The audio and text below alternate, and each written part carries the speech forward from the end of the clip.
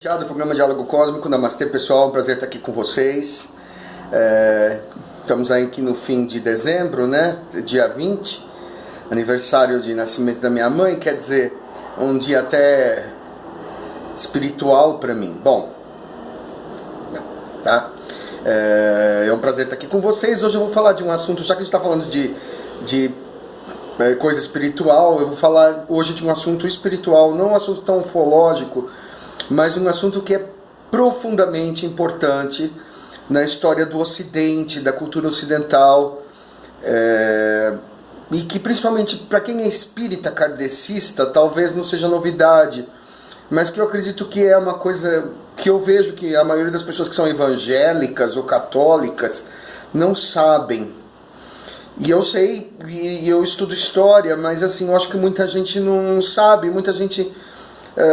a igreja faz de tudo para esconder alguns fatos, né? E um fato que eu acho que realmente faz toda a diferença, talvez o mais grave de todas as manipulações que padres, imperadores, reis fizeram contra o cristianismo infelizmente é uma das religiões mais manipuladas, mais alteradas. É muito difícil às vezes até saber o que Cristo pretendia no meio de tanta alteração, de tanta adulteração maliciosa das palavras e da Bíblia em geral, né? Não só do Cristo, mas dos testamentos, tal, tudo assim. Dá para você mudar uma vírgula, mudar uma frase e mudar todo o sentido de uma coisa. E uma das coisas mais graves é a questão da reencarnação. Eu sei que, por exemplo, no Ocidente, geralmente as pessoas cristãs, que se dizem cristãs, tirando os espíritas, que para os católicos é considerado uma heresia, acreditam em reencarnação. Então, nos Estados Unidos, por exemplo, a reencarnação é um tabu, é uma coisa que as pessoas evangélicas e católicas consideram uma loucura.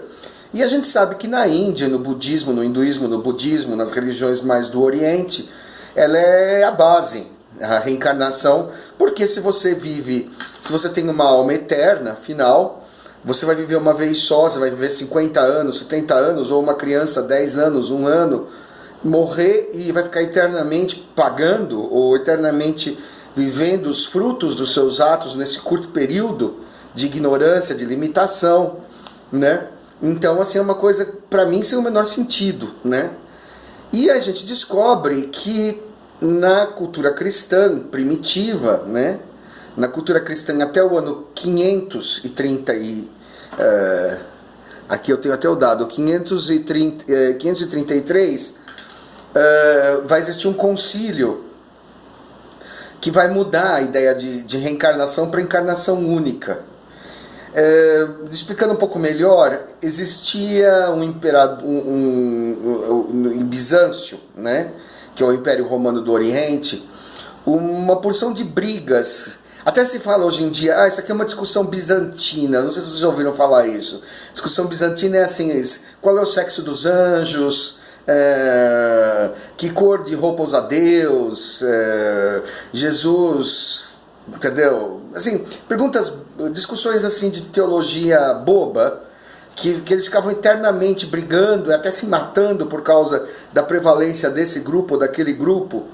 E existia um dogma, existiam os nestorianos, né, no ano 400, quer dizer, a gente está falando de 1600 anos atrás, que eles acreditavam que Jesus era físico e divino, ou seja, que ele não era totalmente filho de Deus, que o corpo físico dele vinha da Maria, então não se deveria dizer Maria, mãe de Deus, se deveria dizer Maria, mãe de Jesus. Porque o corpo Jesus, o corpo homem não era divino. O que era divino era a essência. Essa é uma crença desse nestoriano, Nestorius. E no concílio que teve no concílio da Calcedônia, do ano de 451, isso foi considerado uma heresia, que Jesus era divino, entendeu? Em todos os aspectos, e que aquilo era um absurdo, tal. Os nestorianos começaram a ser perseguidos, era proibido ser nestoriano, acreditar que Jesus tinha um corpo de carne humana.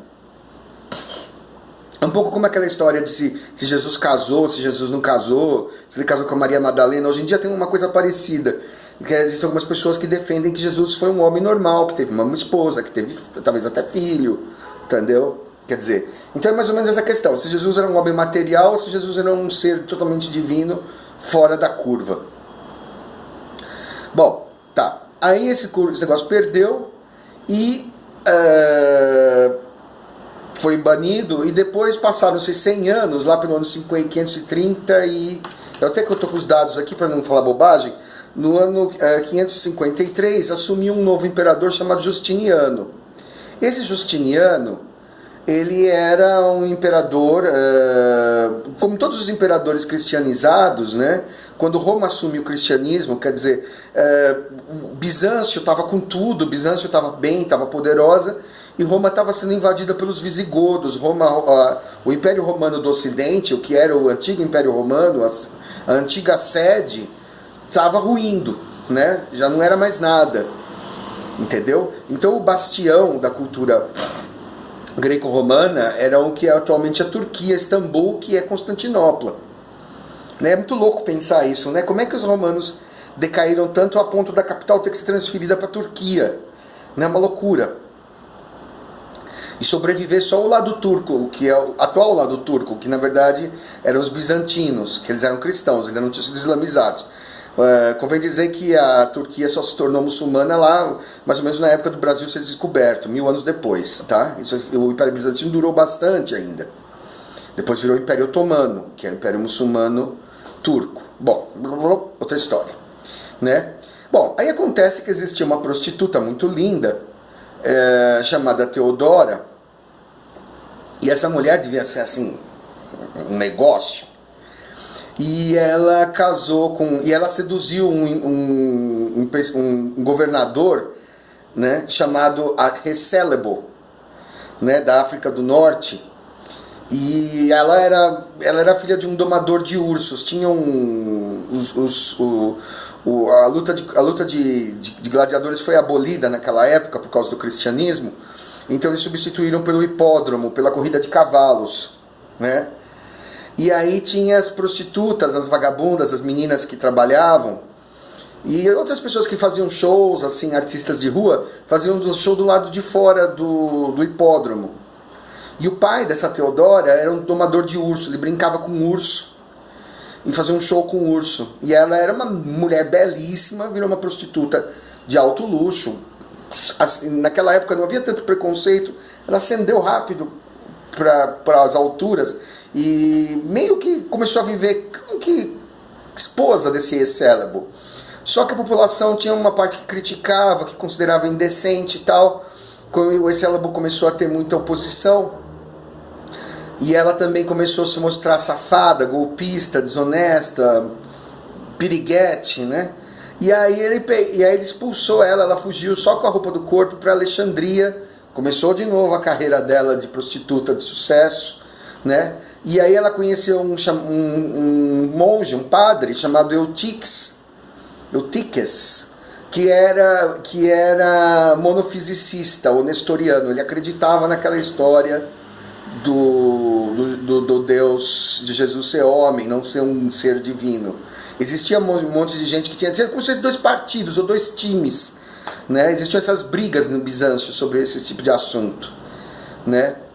E aí ela ficou amiga dele, ele recebeu ela muito bem, e aí ela foi subindo na carreira dela de prostituta, que daqui a pouco ela puxa esse Eutiques com ela para Bizâncio, e ela conhece o Justiniano fica louco por ela, transforma ela primeiro de concubina, amante, até chegar ao grau de esposa, casa com a Teodora, né? E a Teodora, muito poderosa, muito bonita, convence o Justiniano a perdoar os nestorianos, deixar os nestorianos ficarem em paz, não perseguir mais os nestorianos, em agradecimento a Eutiques. Bom, aí ela fica super poderosa, o Eutiques fica super feliz, né? E aí começa a ter mais gente falando na cabeça da Teodora, né? Vamos fazer isso, vamos mudar aquilo. Ela começa a se meter em religião, né? Sendo que ela era prostituta, ela não era teóloga, ela não era monja, ela não era nada. O resultado, chegou uma certa hora que ela, como imperatriz, né, começou a ficar muito poderosa e tinha muita gente que também naquela época existia o moralismo, achava que era uma vergonha o imperador casar com uma vagabunda, uma prostituta, uma piriguete, blá, blá, blá, blá, blá, né? Ele punha ela como alta rainha, amava ela muito, acredito, era cego por ela, né? E ele começou uma onda, é muito engraçado isso, é muito irônico, a história é um negócio engraçado, uma onda de crueldade, de moralismo. Ele começou a matar e perseguir prostitutas e perseguir pessoas circenses, dizendo que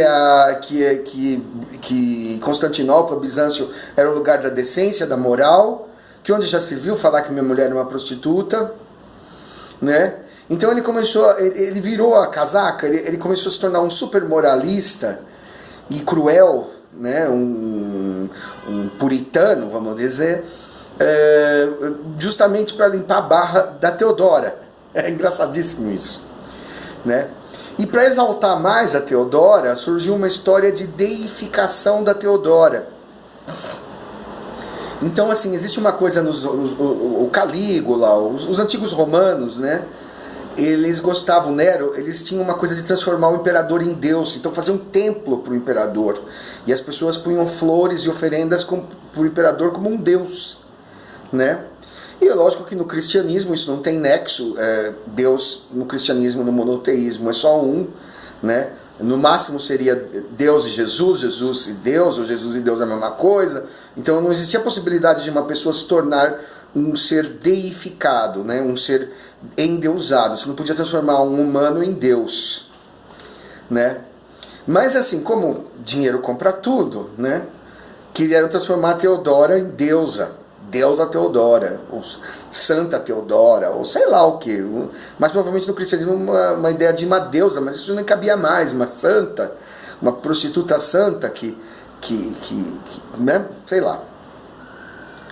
E aí acontece que tinha a história da reencarnação. Os cristãos acreditavam na reencarnação e no mesmo concílio de Calcedônia, onde foi considerado que os nestorianos, os monofisicistas, estavam errados, também foi definido que a reencarnação era um dogma da igreja. A igreja não só aceitava a reencarnação, como colocava como princípio da religião. Então no cristianismo você tinha que acreditar em reencarnação até esse ano 550, né? E nesse ano 533. Então a Teodora chama um outro concílio, né? Esse concílio de Constantinopla, né? Onde ela, ao mesmo tempo que quer liberar os nestorianos, limpar a barra deles, né? O que hoje em dia não tem a menor importância, né? E aí ela chama esse novo concílio.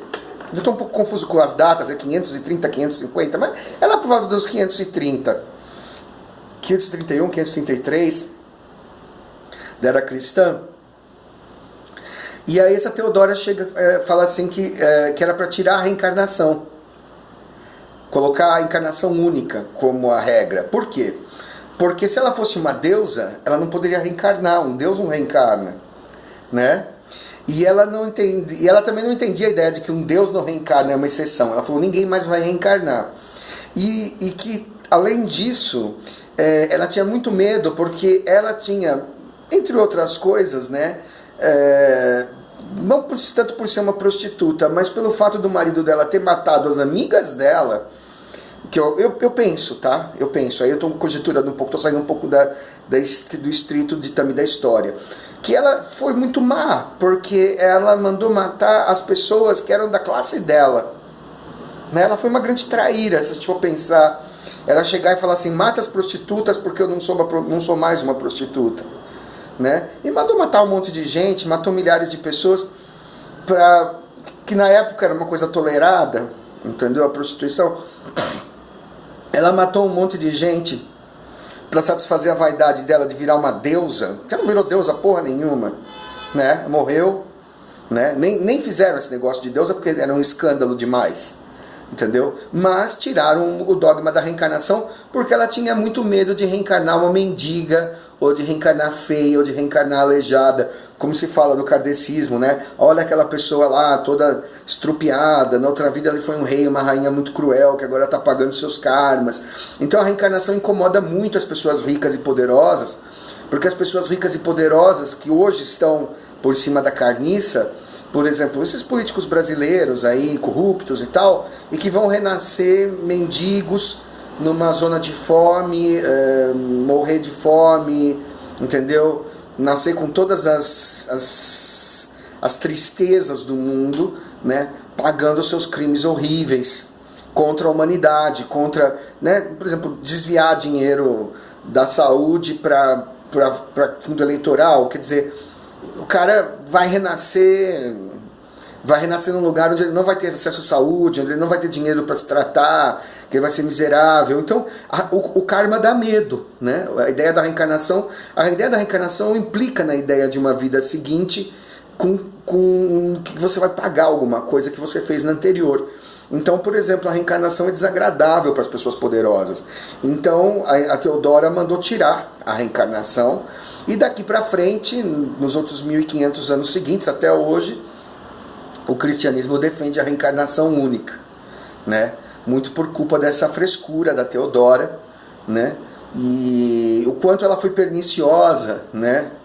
Não vou julgar a mulher se ela foi má, se ela não foi má. Isso na história a gente fica muito... Uma figura histórica tão distante, é muito difícil você saber se ela foi realmente horrorosa, se ela foi mais ou menos, se ela foi boazinha, se ela era legal. Ela não era legal, pelo que diz a história. Não pela prostituição dela, mas por ela mandar matar as outras meninas, né?